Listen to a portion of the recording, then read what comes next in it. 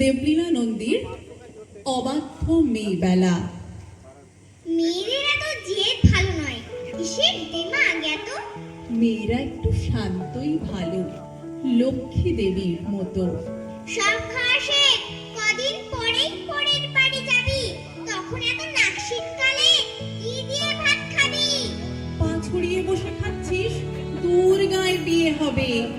এ মা, তোর শ্যামলা যে রং, পাত্র পাওয়া যাবে? মুখের উপর তর্ক করিস, এত ডাকাবুকো কেন? মেয়ে তো নয়, একেবারে ধানি লঙ্কাটি যেন।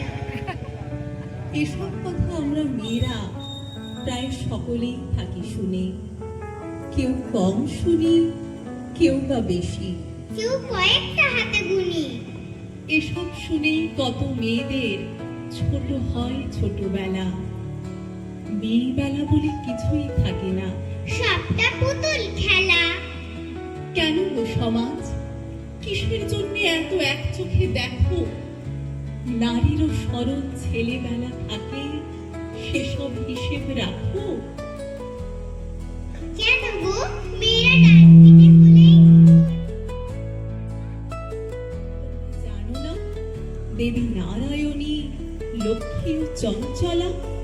তোমরাই বলো, মা কালী নাকি আমিষে পরিতৃপ্তা? আমি কেন তবে সব খাওয়া শিখি, ডাল ভাত থেকে শুক্তা? কেন পারবো না, কেন পারবো না তর্ক করতে, যদি সত্যি সঠিক জানি? তর্কশাস্ত্রে সরস্বতী স্বয়ং বিজয়িনী। ডাকাবুকো যদি না হতো দুর্গা, অসুর নিধন হতো। সাধারণ মেয়ে সাহসী হলেই ধানি লঙ্কার মতো অনেক হয়েছে।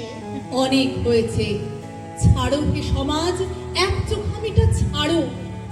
শিশুদের মাঝে লিঙ্গ না দেখে ওদের শিশুই বিচার করো।